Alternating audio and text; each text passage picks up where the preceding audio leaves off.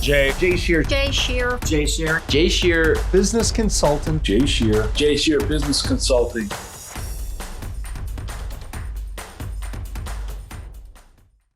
Hey, everybody. I'm Jay Scherr with Jay Scherr Business Consulting. We build solid foundations for service-based businesses to grow and scale and achieve the results and success they deserve. And you've joined Business Minds Coffee Chat.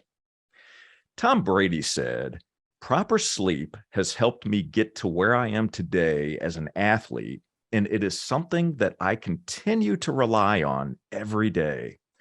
Well, on today's episode, we're going to explore the topic of sleep and its impact on attention, cognition, and more.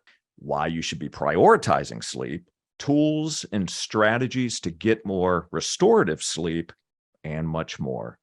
Prior to launching her business in 2020, our guest led Google's sustainability and procurement for the company's global food program, a dream job that had her traveling the world, yet came at a cost. She's lived, worked, and studied in a number of countries across the globe, and today, as a certified sleep coach, she helps people get better sleep. Please welcome the founder and CEO of Northstar Sleep School and the host of the wildly popular podcast, Northstar Unplugged, Kristen Rainey. Kristen, thank you so much for being here. It is great to see you. Thanks for having me, Jay. It's great to be here. It is absolutely my pleasure, and I'm excited about this conversation. So many different areas, so many different topics that we can address when it comes to sleep and health and wellness. So I thought for our conversation today, a good starting point would be for you to first share with us what your favorite trait is about yourself. I think my favorite trait is that I'm willing to make massive pivots in my life, whether it's, moving to another country, sight unseen, taking a job where I have not met my manager, or pivoting my career, which I've now done many times. So taking those pivots, being willing to take the risks, kind of jump into the unknown. I love that. Well, we'll delve into a couple of those because I want to pull back the curtain a bit and find out some of those massive pivots. I know about a couple of them, but I certainly don't know all of them, but also what goes into the psyche for you of making a massive pivot. What do you think about? What's the process like for you? What are you weighing? The why behind making those pivots. So we'll come back to some of that here shortly. So do us a favor for our listeners and viewers. Let's wind the clock back. I would love it if you would take us back to where you grew up, some of the early experiences that you had that have shaped the person that you've become. Well, I grew up in suburban Philadelphia and in an area of Southern California, about an hour outside of LA. We spent about 4 years there. So back and forth between Pennsylvania and California. And, my childhood was pretty stable and pretty uneventful. It mostly involved a lot of playing sports and a lot of school. So I was pretty overscheduled, I would say. And just really had a lot of time focused on those two avenues. There wasn't a whole lot of flexibility for a whole lot of other things. What was your go-to sport? I played soccer and basketball and lacrosse growing up, and some tennis, although I think I peaked at age 12 and it went downhill from there with tennis. I played a little tennis as well. I was probably around the same age as you, and same thing happened to me. It just kind of went downhill. So full life, lots of things happening at this point, full schedule.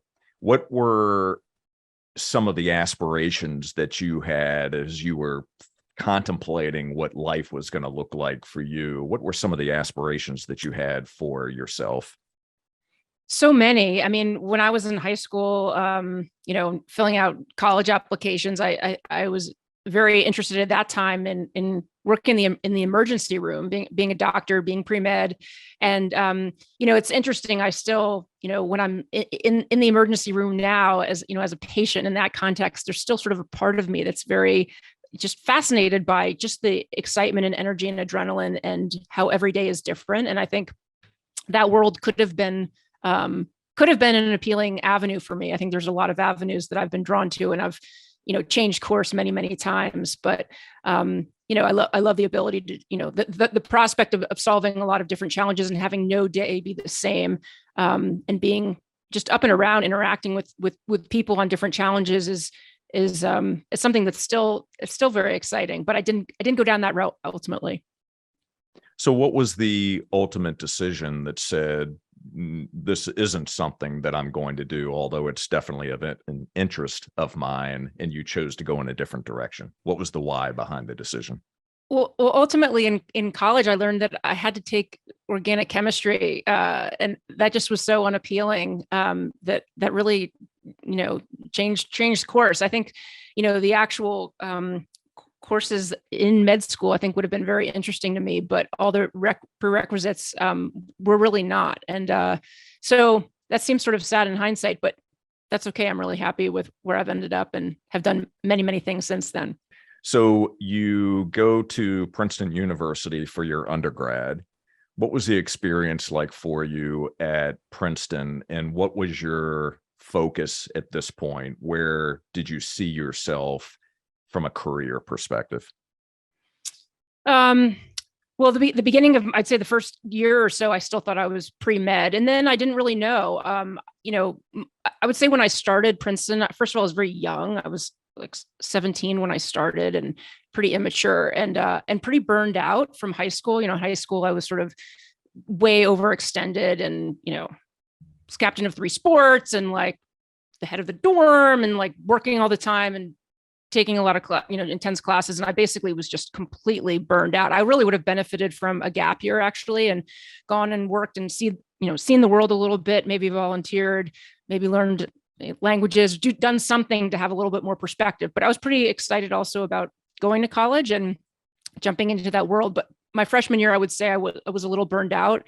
My freshman year, I played soccer and lacrosse at Princeton, and that's a lot, to have sort of not really have much of an off season at all. And my time in college really evolved a lot over the 4 years. I think, the first 2 years I was playing sports, and then my last 2 years I didn't play sports and got heavily involved with photography and studied abroad in Tasmania, and had a very different experience as a non-athlete. And I really enjoyed, and I also just felt like I got just really excited. I had an opportunity to take some really unbelievable classes, and was just much more sort of intellectually engaged. And I think my second 2 years were actually a lot more meaningful and productive. But even by the time I graduated, I really wasn't sure what I wanted to do. And I ended up applying to a program called Princeton in Asia, which sends alums, but also students from other schools too. It's not exclusively Princeton alums, sends them over to Asia to work for a year or longer. And I ended up taking a job my first year out of college, teaching English at a small university in Yogyakarta, Indonesia. So let's go back to photography and Tasmania. What was the draw to Tasmania? What were you doing at that time? Were you using your photography skills? What was your daily activities like? Well, it did seem like kind of going to the end of the earth, which sounded very appealing at the time. And, of course, it couldn't have been kind of any different from Princeton. And it's funny, at the time, Princeton was not very receptive to studying abroad. It is much more so now. But at the time, it was a little bit snotty about, well, if you're not going to go to Oxford, like, why go anywhere?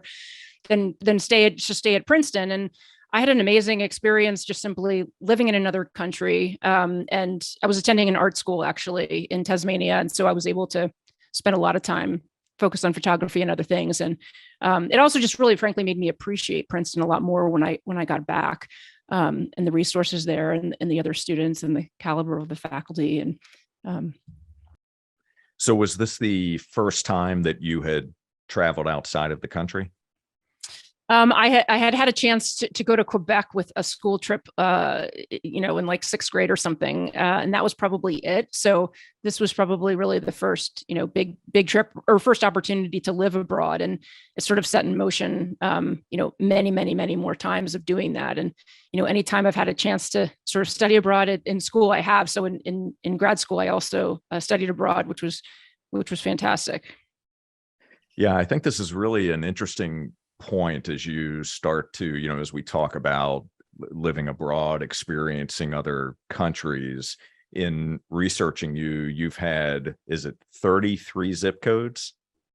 Yeah, it's something ridiculous like that. I've certainly hopped around quite a lot as an adult. Which, there's so many lessons that we learn through each of those experiences, not only cultural differences, but being able to adjust in other types of environment, experiencing obviously the travel side of it and growth opportunities. So I always find it very interesting to speak to those who do a fair amount of traveling and what those experiences are like and how that has helped them grow as a human being. So let's continue with your educational experiences. So you graduate from Princeton. What happens next? I spent a year teaching English in Indonesia. I came back and through hiked the Appalachian Trail right after that. Then I moved to Lake Tahoe. I moved to Paris, and then I moved to Lake Tahoe. And yeah, there's lots of stops in the journey. But ultimately, eventually, now roughly 10 years after college, I decided I wanted to go back to grad school. And I remember I was living in Lake Tahoe and really enjoying being there with all the activities, and, learned how to skate ski and got a good road bike, and just got really started to enjoy a lot of these, frankly, independent solo physical activities, whereas most of my childhood had been team sports. And I really, had a great time there, but it was very hard to make a living. And I decided it was just like tax time. And I think I owed like $2,000. And at the time that was a massive amount of money. And I just got really frustrated that every month was such a struggle. And I thought, I would like to, I have more opportunities professionally, and going to grad school, I thought would be a great way of doing that. So while I was in Tahoe, I decided to apply to grad school. And in that process, I realized there was a lot of steps to the process in terms of, taking the GMAT and writing all the applications. And it was going to be like a full year before the next cycle. And so therefore I needed to go do something interesting for a year. So I took a job teaching in Morocco and spent that time, applying for grad school at the same time. So I love that you are, the world is your oyster. There are no boundaries. Nothing holds you back. And I think that's just a fantastic way to live. May not be for everybody, but the fact that you just decide, I'm going here, I'm going to experience this, I'm going to do this, and you go and you make it happen. I think there's some very valuable lessons there for all of us. So you go to grad school, and at this point, now you went to grad school where? The first program I did was called the Fletcher School, which is an international affairs program at Tufts in Boston. And was that your first choice? Yeah, I mean, the intention all along was to do a dual degree. I ended up doing two separate degrees, that master's in international affairs and then separately an MBA. But the way I did it was not the efficient do 4 years of school in 3 years and kind of cross register. Instead, I did two programs in 5 years for a range of reasons. And so not the most efficient way to do it, but definitely the way I wanted to do it. So it was really ended up being two separate degrees. Amazing. And you ended up getting your MBA from Cornell, which I did after. Okay. And is it at this point that you enter Google? After several years after graduating from business school, I took the position at Google working on their food program. Okay. And what was it like for you when you first entered Google, first had the opportunity and decided this is something that I can see myself doing as a career? Well, it was certainly at that time, it was a very energizing environment for me, and things were very nimble at that time. It felt very much like, we had all kinds of, the food team had all kinds of interesting partnerships with external organizations like universities and nonprofits and for-profits. And we were just looking at all kinds of different things in the food world. Our program oversaw the cafes, which were a perk for employees at the Google offices around the world. And, my role was looking after procurement and sustainability for that program. So I got to work on food waste and, think about procurement standards for how we sourced, coffee or chicken or, different food items around the world, and thinking through, environmental and social issues that was really exciting and really interesting. That was how it felt when I arrived. And I think things changed quite a lot during the 6 years that I was there. It was not as nimble anymore as a team or as an organization by the time I left. And it was just much harder for me to get anything done. So I want to explore that a bit more deeply. So you had a team that you were leading, and you're traveling the world for Google at this point as well. At what point did things start to change for you, and what was the catalyst of the change? So, and just to clarify, I was an individual contributor. So I was part of a larger food team, some of whom were based in the Bay Area and some of at our headquarters, and some of whom were all over the world, and different folks on the team had different roles. And I also had a chance to collaborate with a whole series of contractors who we worked with, who were working for companies like Compass and Sodexo and Guggenheimer and others, who were working for the food program in various capacities as well. So there was sort of this whole matrix of different people who were working as part of the food program. And there were a number of things that happened. I mean, I don't think it was an overnight pivot, but I would say that over time, our team, doubled in a very short period of time, as Google was, our growth was sort of on pace with Google's growth. And we were opening cafes all the time. And I would say that, our team became more bureaucratic. It just became a lot harder to move things along. And, more and more people CC'd on every email, more and more people part of every meeting. So many days where it was just back-to-back meetings, back-to-back. And it was just, hard to even to really feel like you can function. And it was hard because I think I was really prioritizing work above all else, which, in and of itself, you could critique that. But when it goes well, it's really fulfilling. But then when it doesn't go well, it's extremely demoralizing. And I really get a lot of satisfaction out of getting a lot done every day. And I started to feel like that wasn't really happening anymore. So I think that was sort of one, thread of just feeling like things were just getting a little bit more bureaucratic. But then another whole thread was, as I was on the road all the time, as you mentioned, I was in the wrong time zone all the time, and also just burning the candle at both ends, working a lot. And I started to have a lot of health problems, and I started to really notice it when I got back from some of these trips. And, normally when I'd come back from these trips, or really just have any kind of a weekend, I'd spend all my free time doing outdoor activities, going for bike rides, going windsurfing, doing whatever. And I found that I felt like I had the flu all the time. So I started seeing a lot of doctors and started finding out that I had, a lot of health issues that were related to, working too much and being in the wrong time zone. And, so there were sort of two parallel tracks, I think. One was just the health decline, and one was the change in how our team operated. So at what point, so you were with Google for 6 years, at what point in your time at Google did you recognize that you had these health issues that you needed to begin to work on? Yeah, it was the last year that I was there. It was in 2019. So this is all, pre-COVID. And I started just, finding out that I really couldn't maintain that intensity of my work schedule, and the stress that came with it. It just was not sustainable long term.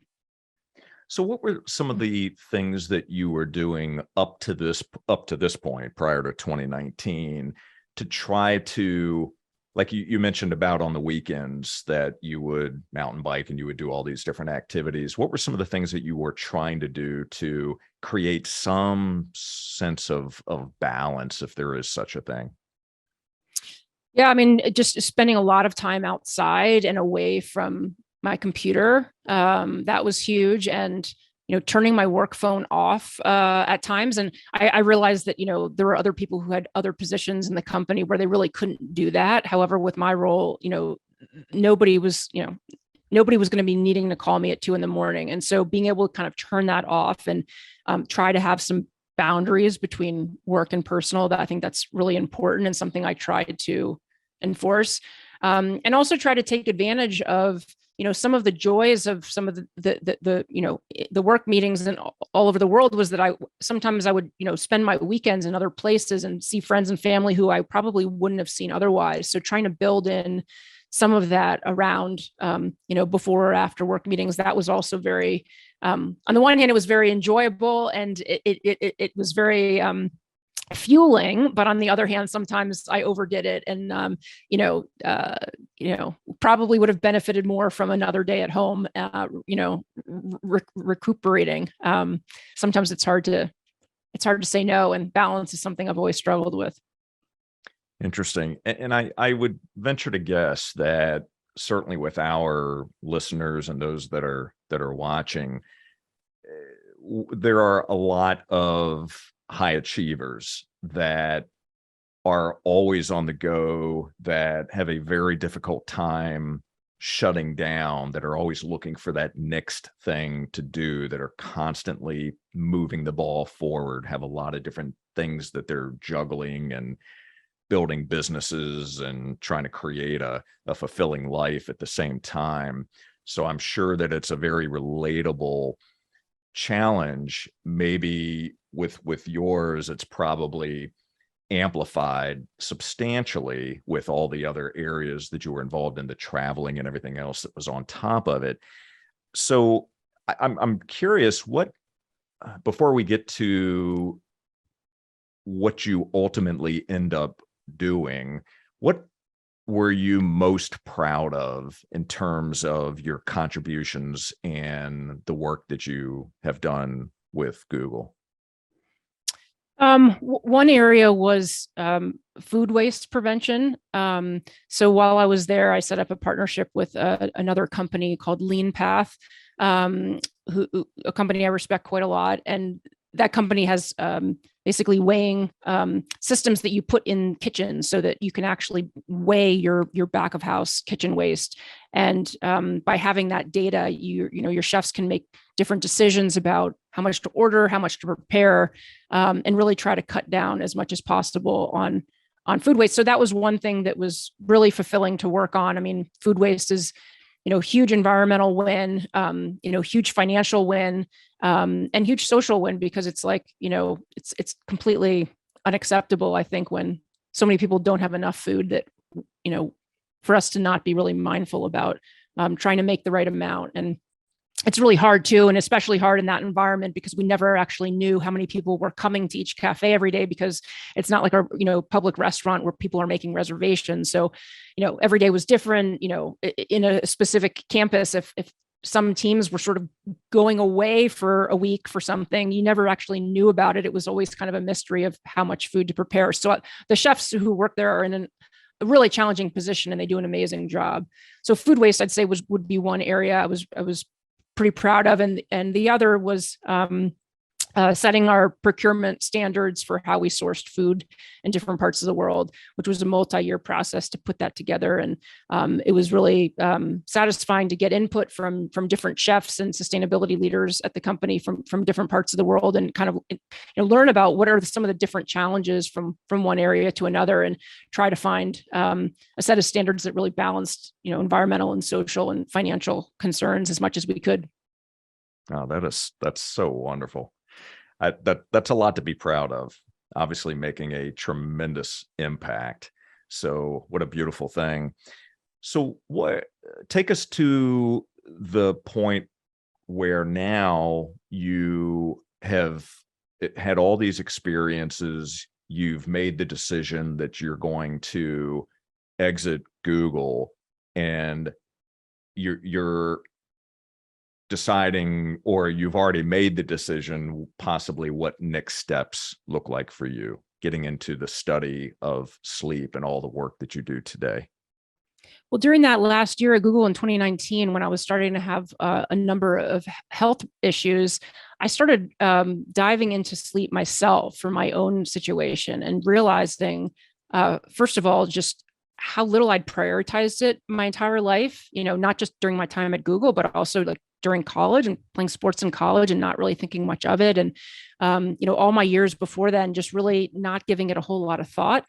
And also just realizing just how much of an impact it could have on so many things in my day to day. My ability to learn, my ability to be present in meetings, my ability to have a good workout, my ability to make good food choices. I was so persuaded by everything I read about this topic that I realized, wow, I need to make some changes for myself. And I thought, gosh, how amazing would it be if I could actually help other Google employees sleep better? And, one of the amazing things about Google was they really gave you the free rein. If you could get your work done, you could do other things there. For example, teaching a class to other Google employees. So I set up a crash course, Sleep 101, which I would teach, whenever I'd go to other offices for my day job on the food team, I would teach that class. And so that whole year of 2019, I was having an opportunity to share with other Google employees what I had learned and what I'd been inspired by. And so that was sort of an interesting transition. And as I got more and more excited about the potential there, I realized, wow, I really want to be focusing on sleep full time. And I left in 2020. And then I started Northstar Sleep School, my current company, as well as the affiliated podcast, Northstar Unplugged. And it's been really fulfilling to be able to dive more into this topic and share with others and help other people make changes in their day to day so that they can get better sleep at night.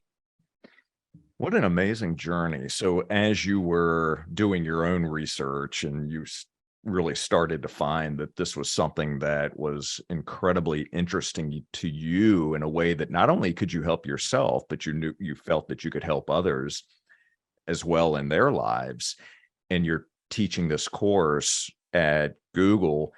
Did you start to gain some traction? Did you notice that more and more employees were interested in this topic and were starting to attend these classes? Yeah, I mean, certainly it was really satisfying to talk to some of the other employees after the classes and to hear what they were struggling with and hear how I might be able to help them. And it was really, really satisfying and very energizing. And I just realized it just seems, at that time it was 2019 and and now it's 2022. And it's just crazy to me that we've spent so much time talking about diet and so much time talking about exercise and so little time talking about something that all of us do that's within our control, that can have such a major impact on so many things in our health and our mental health too, I might add. It's not even just our physical health. So, to me, it's unbelievable that this is not more of a household topic right now, because it's something all of us could tweak and have major, major gains.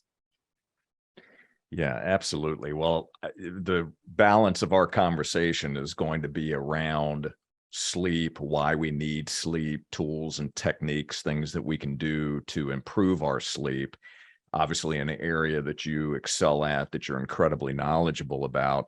I'm curious, as we start to shift into this part of the conversation, the more research that you did and the more that you started to learn about the impact of sleep and ways that you could improve your own sleep, what were some of the changes that you started to notice in yourself and the impact that it had on some of the health issues that you were experiencing at that time? Yeah, I mean, one of the big changes is really being mindful of sort of the end of the day and having a wind down routine. And my schedule prior to all these realizations about sleep was really to, especially when I was on work trips, was to go out and go have a work dinner, then come back to the hotel and open the laptop again, because my inbox was always over flooding.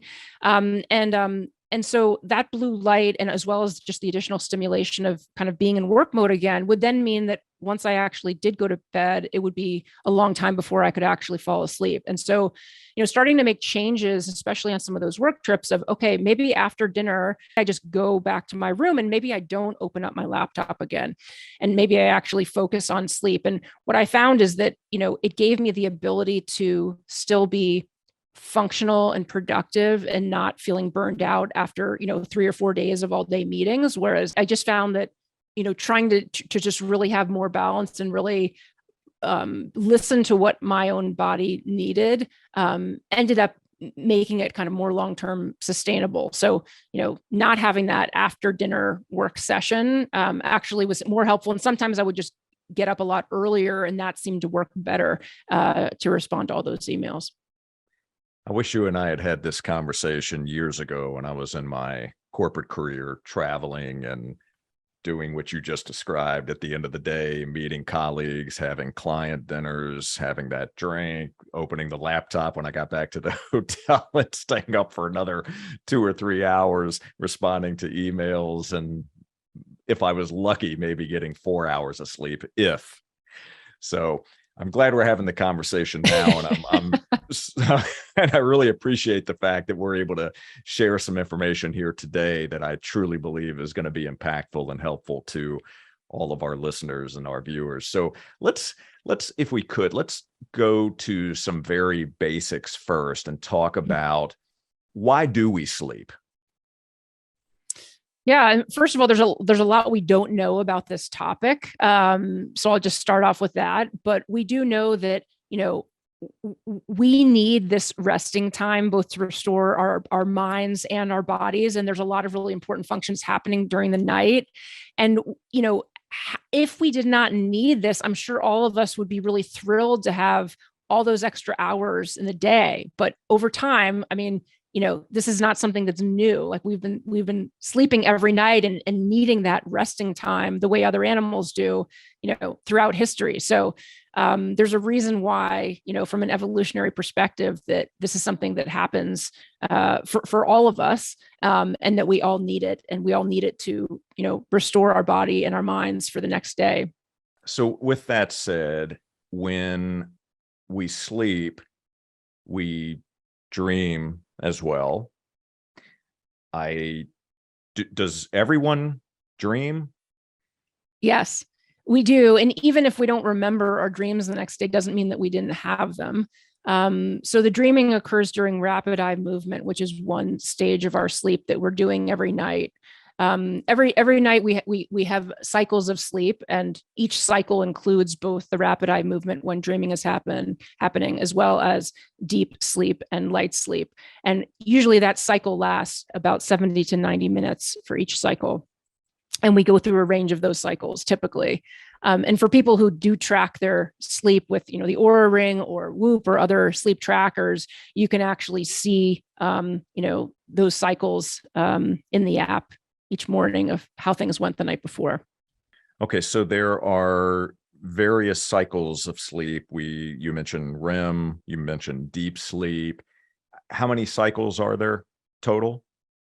Well, there's each cycle includes light, deep, and REM, and you go through a number of different cycles every night, just depending on how long you're asleep for. Okay. And when we're dreaming, that happens during the REM cycle. Correct. Okay. And REM is there tends to be more REM towards the later part of a night of sleep, whereas there tends to be more deep sleep early on in a night of sleep. So for those of us who had a tendency to sometimes set our alarms for obscene hours of the morning, like 4:30 or 5, to get a workout in, sometimes those kind of decisions would deprive us of getting more REM sleep because it tends to happen more skewed towards the later parts of the night of sleep. Are you following my social posts? Seems like you know something that I didn't already share with you. So why is it that the REM cycle happens in the latter part? That's a good question. I don't know. I do think about these kind of issues a lot, and especially as it relates to things like, changing our clocks and, living in different parts of the world where our the light and dark is different in different places. And I don't know. But what I do know is when I look at my data, it's just fascinating I go to bed very early these days. It's a good and typical night, to be honest, when my light is out before 10 p.m. And what I have noticed is just that, the few nights that I am out having a good time, it sure shows the next morning in how much deep sleep that I've been deprived of if I go to bed at like 1 a.m, which I find fascinating. And similarly, vice versa, if I get up very, very early for a flight, for example, which I try not to do anymore, but occasionally I have an early morning flight, I tend to have less REM those mornings as well. So it's just very interesting to see how, cutting off time of sleeping time at either end tends to have slightly different impacts. Yeah, it is amazing. And, you already brought up some technologies that are available that allow us to track that, where we can see graphically the stages, how long we're in those stages, whether we're getting quality sleep or not, and any number of other data points that are available to us. And like you, I also track my sleep, and I try not to beat myself up when I look at the data the following morning. What I try to do is to learn from it, to say, okay, so if I didn't get quality sleep, as an example, what changed? What did I do the night before? What did I do differently from 2 nights prior where I did have quality sleep? And I try to narrow that focus down so I can continue to repeat better patterns, change habits where it makes sense. So let's talk about, since we've already opened that can, let's talk about the technologies, how they are changing our ability to improve the quality of sleep. So you brought up the Whoop band, we have Fitbit, we have Apple Watches, the Oura Ring. Talk about some of those and the technologies that you use in your business and how that's helping your clients. Well, initially I was only using Oura, which I use for myself. I've been using it now for, I think, 4 years. And then I make it mandatory for clients because I think having the data is just a lot more impactful than just guessing on, I went to bed at 10, I woke up at 6, I must have gotten 8 hours of sleep. And of course, you and I and listeners know that that's not the case, that we tend to overestimate. And so having the actual data is really helpful. I do really like the Oura Ring. It's, at the moment it's rated #1 in terms of accuracy. And I do like the format. I like the app. I like the ability to see trends over time. I've just recently started using the Whoop in large part because a client is using that for their team. And I really want to have some time to really get to know this device before doing a workshop with them. So it's nice to be able to have another option. And it's been fascinating to compare the data each morning because frankly, it's not always the same. What Whoop and Oura say about my sleep is a little different. And the way the formats work is a little different. So I think there's a lot of great tracker. I think Fitbit's great too. I think there's a lot of great trackers out there. And I guess I just would say 2 things about it. One is that I think the data is very helpful, but that being said, I think you and I and everyone else knows when we wake up in the morning, when we feel amazing, we know it. We don't need to go check our data to know that we've had an amazing night's sleep. And I think sometimes it's easy, myself included, to become kind of a robot with all of this, or to look at your data and to say, oh, wow, I actually felt pretty good. Then I looked at my Oura data and it says I didn't get a great night's sleep. And now I don't feel so great about myself. And so I think we have to take all this data with a grain of salt. It's not perfect, as evidenced by, my comparing Oura and Whoop and not having the exact same stats in the morning. I know it's the same person who fell asleep wearing these devices, and the data is a little different in the morning. So that's pretty interesting too. So I think these are great tools and they're getting better and better, but I also think we just need to take them with a grain of salt and ultimately rely upon how we feel as the ultimate guide. Yeah, you make some very powerful points there. And I love data. And there have been times where I fully realize that I am looking at too much data. And when we do that, it goes to exactly what you just said. We often have to go with gut feel. We know when we feel good, we can tell when we've had a good night's sleep, when we have the energy, when we wake up ready to own that day, and we're not groggy. So a lesson for me is when I'm feeling good and I know that I've had a great night's sleep, I don't necessarily need to look at the data, just move on with my day, use it as a tool to help improve where I need the improvements, but don't rely on it solely. So let's talk about sleep deprivation for a moment. Can you describe for us some of the characteristics of sleep deprivation? I don't want to make any assumptions that everyone knows exactly what it is. So share with us what sleep deprivation is. Sure. I mean, right now, the recommended hours of sleep for an adult is 7 to 9 hours a night. And there are many people who are not getting that. And the impact on our bodies and minds is endless. And just as one example, I'm going to talk about food choices. So many of us know that, when we're jet lagged or when we've had a poor night of sleep, we often make very different food choices for breakfast. And where, maybe on a good day when we're well rested, we might make healthier food choices like have, steel cut oatmeal or something like that. When we're not well rested, we make poorer choices. And that's because our hormones are impacted. So, two examples of hormones that impact our hunger and appetite are leptin, which normally lets you know when you're full. And when you're sleep deprived, you make less of that hormone. So you're less likely to feel full. And then at the same time, when you're sleep deprived, you have increased levels of another hormone called ghrelin, which lets you know when you're hungry. And you end up craving unhealthy things. So when you're sleep deprived, your food choices the following day are really less healthy than they would have been had you been well rested. Okay, so that's something that we can pay attention to when it comes to sleep deprivation. What are some of the other things that we start to experience? Yeah, our ability to learn and to process information is impaired. Many of us will recognize that simple tasks end up taking us a lot longer. So I remember, just as an example, something like doing my expense report for work, something that's a really pretty mindless task would end up taking 3 times longer when I was sleep deprived.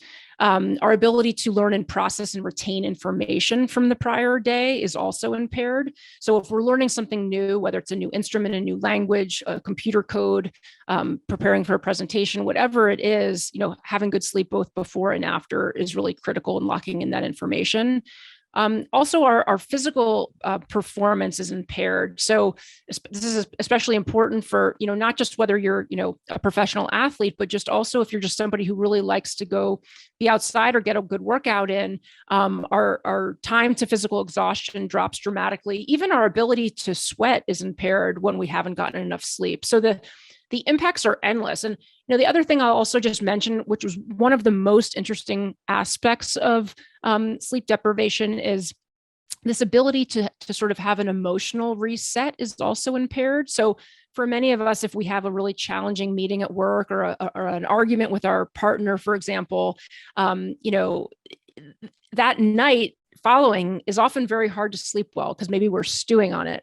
And yet, the most important thing we can do after a really troubling emotional day is actually to sleep really well, because during REM, our brain processes those troubling events in a calm environment. And then we wake up the next morning feeling, sort of this emotional reset. So that's another whole element that's absolutely fascinating to me about sleep is just how important it is for us the next day to really keep, put things in perspective, recognize we've had a really tough day the day before, and really have a new outlook on the next day. And when we don't sleep well, we don't do that well. We continue to stew and to process over and over and over again those troubling moments from the day before. Wow, incredible. So many different areas that sleep impacts. So let's talk for a moment about the impact of daylight savings on our sleep. I've read a lot about pros and cons, why we need daylight savings, why we don't. But let's talk about its impact on sleep, something that I believe you've written about yourself. Share your thoughts on that with us. Yeah, so when we move our clocks ahead in the sort of springtime, early summer, it's really, it ends up giving us more light at the end of the day. But this is really not ideal. I mean, a lot of people like this idea because they think, oh, well, I'll have more time after work to be outside and to enjoy the sunshine. But the truth is for our bodies, it's much better for us to have light early in the day. And therefore, when we go on daylight savings and the days end up being lighter at the end of the day, it makes it much harder for us to wind down. And I know this very well here in Montana. I mean, I'm literally going to bed when it's still light out. I have to, have blackout curtains, and it feels almost very unnatural to be going to bed while it's still light outside. So I'm actually a huge proponent of not changing our clocks and really having standard time year round, and really having more of the extra daylight skewed at the early part of the day, which is, when we think about light, it's really better for us to have light on our eyes early in the day and have darkness as we're approaching sleep so that our body can produce melatonin naturally. Makes perfect sense. Thank you for sharing your thoughts on that. So then let's talk about some of the tools and strategies that our listeners can begin to employ that can help them in improving the quality of their sleep. We talked about technologies from a tracking standpoint and being able to visually see the quality of our sleep and the different stages, et cetera. But let's start to unpack some of the tools that they can begin to use. Well, one thing that's really important is consistency of schedule. And this might be something that's easier for, folks who are my age compared to perhaps people who are in college. But basically trying to go to bed at the same time during the week as well as during the weekend, and trying to get up at the same time is really important. And it makes things easier on our bodies when we are going to bed at the same time and getting up at the same time the following day. So that would be the first thing I would do. And it's easier said than done. But when we stay up later, like on a Friday night and a Saturday night, and sleep in later, and then Sunday night rolls around and suddenly we're not tired because we've now sort of moved our clock artificially ahead. Then Monday morning, we try to get up, we hear our alarm clock, and it just feels like, a truck's been run over us. And it's called social jet lag. And you basically sort of artificially changed your body's clock to be on a different time zone. And so trying to go to bed at the same time on a Tuesday night as well as a Friday night, that's like the first thing I'd recommend that folks do. Okay. So consistency, number one.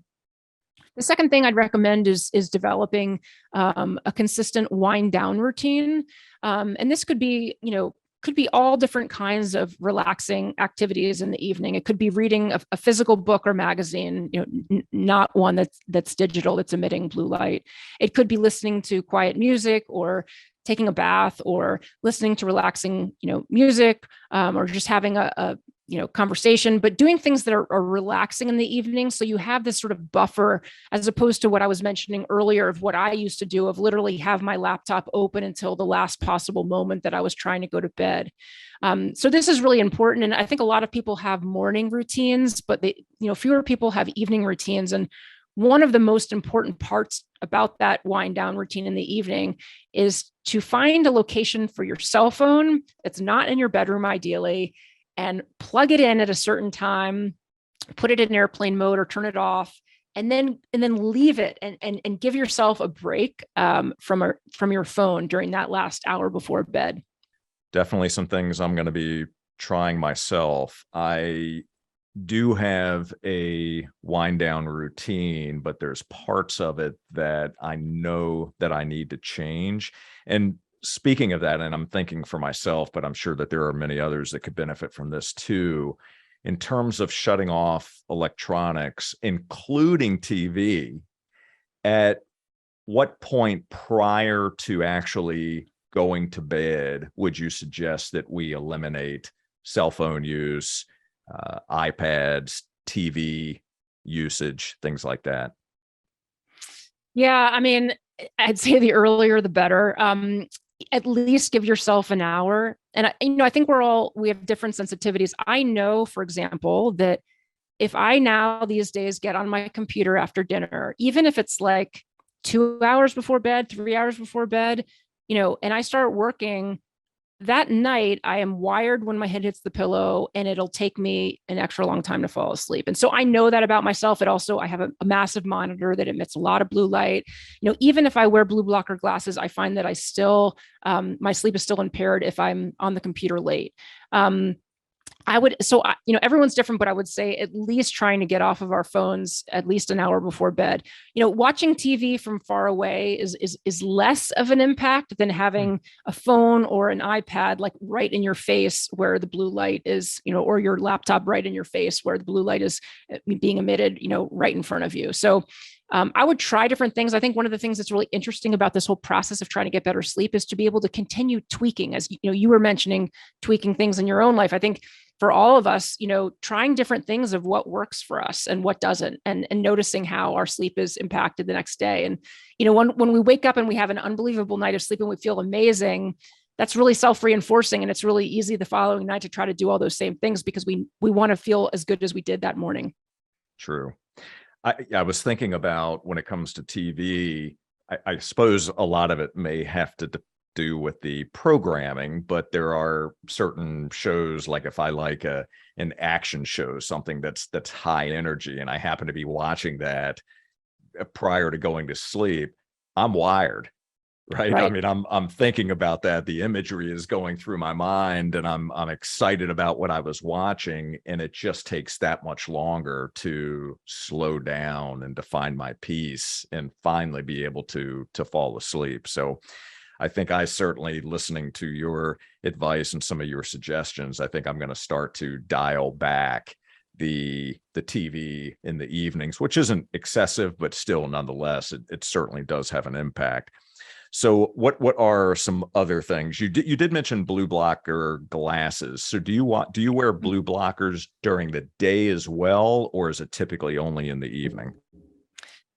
For me, it's typically only in the evening. I have all different kinds of glasses, all different kinds of glass options. And I would say that, sometimes now you can get either clear or prescription, glasses that you could wear that do have some blue blocker qualities. I think this is something that's changing all the time, but I would say it's more important as the evening goes on to be wearing blue blockers if you're in front of technological devices that are emitting blue light. Other things you can do are use the Flux app on your computer or your phone, which changes the screen to emit less blue light. There's also something called night settings, which is, for iOS users. So there's a lot of different options that we can use, but really the best thing is really to just get off all of it and do something really relaxing. I mean, you're right that content matters too. It's not just blue light. It's like, are we watching a show or a program that's going to get us, amped up? And it could be something that's really energizing and interesting. It doesn't have to be something bad or depressing like the news, but it could be just something that's really stimulating. And any kind of stimulation like that is just not helpful. So, maybe watching a sort of a boring sitcom or something might be okay, but ideally really trying to get off of all of our devices at least an hour before bed. The more the merrier, is what I'd recommend. Makes perfect sense. What about the type of mattress that we sleep on? It seems like today there's so many new options that are available, some new technologies when it comes to mattresses, the mattresses that automatically cool to a certain temperature or adjust during the night. What are your thoughts on those? Yeah, in terms of the mattress itself, I mean, there's just so much about this that's personal preference. I think just finding one that's really comfortable that provides support for your body is the most important thing. I've had good luck with Casper mattress, and they're not paying me to say that. I've bought several of those over the years, and I really do find them very comfortable. As far as comfort, I think is the most important thing there of just finding what works for you.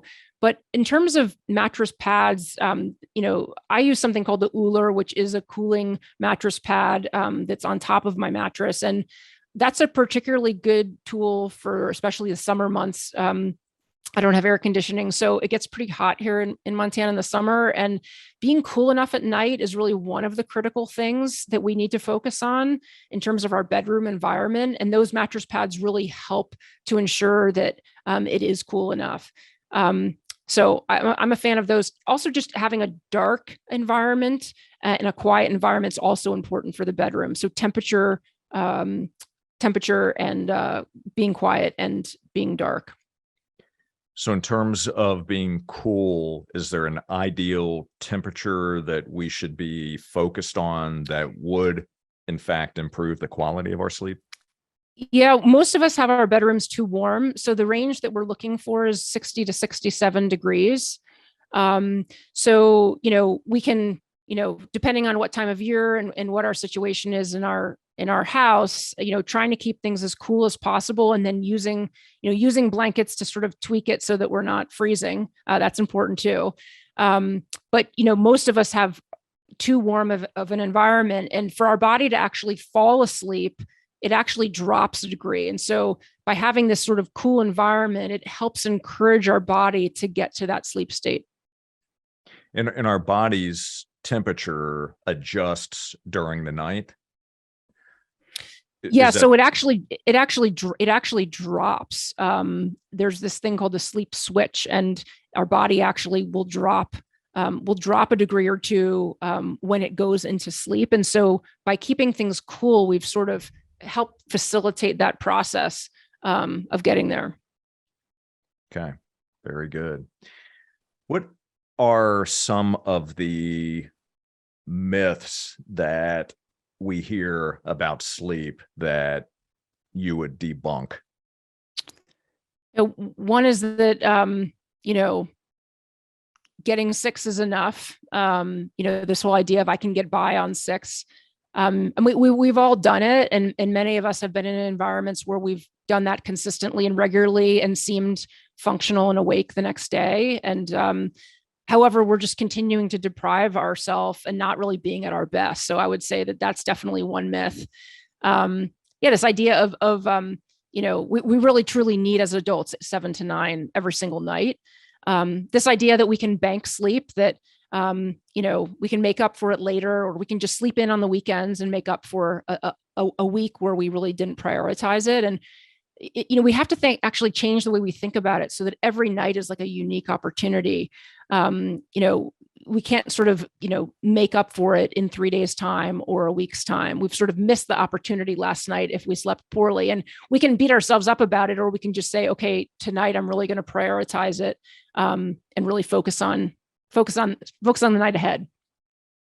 Fair enough. Thank you. I appreciate you sharing that. Should we take naps during the day? Yeah, that's a great question. There's a lot of conflicting information about naps. I think naps can be useful as a way to recharge, but I think the key thing about naps is that they need to be short and they need to be early in the day. So I wouldn't take a nap after 2 p.m., for example. And I wouldn't take a long nap. 90 minutes is like a full sleep cycle, as I was mentioning before. And so sometimes when we wake up from a nap and we feel groggy, it's because we're sort of waking up in the middle of a deeper sleep. And if you keep it short and sweet and early, I think it can be restorative, and it's worth trying different things because different things work for different people. What are your thoughts on supplements such as melatonin? I think melatonin can be a good tool for helping for the first couple nights of jet lag or the nights before going on a trip where you're changing massive time zones. And taking a small dose in the evening can really help in a pretty a pretty natural way of getting in that time zone, but it's not something I would recommend taking every night. I think we should really focus on encouraging our bodies to make melatonin naturally, which it does when we have the right dark environment. When we're bombarding ourselves with lots of artificial light, especially blue light from our computers late at night, it delays the onset of melatonin. So we're not doing ourselves any favors. So before I would say anyone should go off and start taking melatonin every night, let's give our bodies the opportunity to make it naturally. Great advice. Caffeine. Many of us drink coffee. The name of this show is Business Minds Coffee Chat. I do like my coffee in the morning, but I do drink decaf. I switched away from caffeinated, although I realize that decaf does have a little bit of caffeine in it. For those that are caffeine consumers, when should we stop caffeine consumption leading up to bedtime? Yeah, the earlier the better. So caffeine has a half-life of 5 to 7 hours. So half of it is still coursing through our bodies up to 7 hours later. We all metabolize it at different rates. But I think, there's a couple of things about caffeine that I think are important. One is that, it's in our system longer than we think. For those people who say, oh, I have no problem, I can have an espresso after dinner and I fall asleep just fine. That might be true. I can't do that, but that might be true for some people. However, your sleep is not as restorative. Even if you've fallen asleep, it's not as restorative when you have that caffeine coursing through your body at night. So that's one thing I'd mention. Two is what you pointed out. Decaf does have some caffeine. So for people who think, oh, having decaf after dinner, no problem, I actually wouldn't recommend having decaf after dinner at all. I just would recommend really steering clear of caffeine, starting at 2 p.m. onwards, depending on what time you go to sleep at night. I cut myself off even earlier, around 11:30 or 12. I just really know that it'll impact me the next day. And I'd also just say that as we get older, our bodies change, and what might have worked for us in college or 10 years ago might not work for us anymore. We might become more sensitive over time. So keeping that in mind as well. And I also think it's really good to kind of give your body a break from caffeine once in a while. It's very hard to do. I realize, having tried this myself a few times. But if you're on vacation or you're camping or you're in some sort of a different environment where you're sort of not, on your computer or in your work mode or whatever, even if you can take a day or 2 or 3 days off, it's really helpful for your body. And then frankly, it works better when you resume, if you resume. So just something to think about. So much great information. I'm so appreciative of you sharing all of these great nuggets of information, tools, strategies that we can all use. And I would encourage everyone that's watching and listening right now to go back, re-listen to this episode, make sure that you're taking notes, and realize that we're all different, but experiment, try different things, and make sure that you are journaling on what works, what didn't work, so you have a recorded history of that and you can go back and keep trying until you dial in on what works well for you. Lots of different tools that were shared during this episode. So I'd like to ask you, before we wrap up here, what challenge would you like to leave our audience with? Could they find a dedicated charging station for their cell phone that isn't in their bedroom? And can they keep their phone in airplane mode or off mode every single night? That's a good one.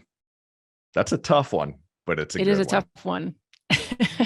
Terrific. So share with us, before I ask the final question, where can we go to connect with you? Where can we go to consume your incredible content, read your blog, and see all the wonderful things that you're doing, and be able to tune into your incredible podcast? Thank you. NorthstarSleepSchool.com. You can find everything there, information about sleep workshops and all the podcast episodes. The podcast Northstar Unplugged is also on Apple Podcasts, Spotify, Google Podcasts, etc. Check it out, everyone, and make sure that you do visit the website, get to learn more about sleep, more about all the incredible things that Kristen is doing, and definitely check out the blog post. There's a wealth of information there. So here is my final question to you. What is the most difficult decision that you've had to make in the pursuit of the person who you've become? Yeah, I think I've talked a lot about pivots earlier, and ultimately, um, listening to my gut has helped me make some of those pivots. But I wouldn't say they've always been easy. And I think leaving my last job at Google was it was the right thing to do, and my gut told me it was the right thing to do. But it was also leaving behind a chapter of my life that I was very passionate about, food and sustainability, and that I was working with a lot of very capable people who I respected enormously. And I was working for a great organization where I felt like I could have impact. So it was kind of leaving behind a chapter of my life that I'd spent 5 years of grad school preparing for, and other jobs as well. And so there was that was not an easy decision.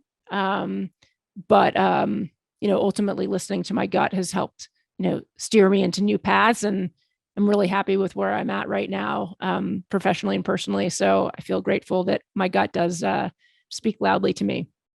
Beautiful. I'm so glad for you. I truly am. Well, I want to thank you again so much for joining us on Business Minds Coffee Chat. I have thoroughly enjoyed this conversation. I've learned a tremendous amount, and I know that our listeners, those that are watching as well, are learning too. So thank you for sharing of your insights, for sharing your wisdom with us.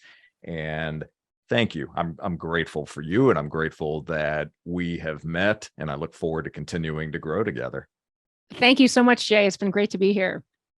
It is my pleasure. And for all of you, thank you so very much for watching and listening. And would you please do us a favor? Would you subscribe, rate, and leave us a review? That goes a long, long way. And I'd be very grateful to you if you would do that. Let us know what you thought about this particular episode. And why don't you share one or two key takeaways, and definitely share how you took on the challenge that Kristen left you with. And to enjoy more episodes and to learn how Scherr Business Consulting can help your service-based business build a solid foundation and see more success, all you need to do is visit jscherbusinessconsulting.com. And until next time, keep learning, keep growing, apply the tools that we discussed on this episode to get better sleep. We'll see you on the next Business Minds Coffee Chat. Take care, everybody. Jay Scherr. Scherr Scherr Business Consultant. Scherr Business Consulting.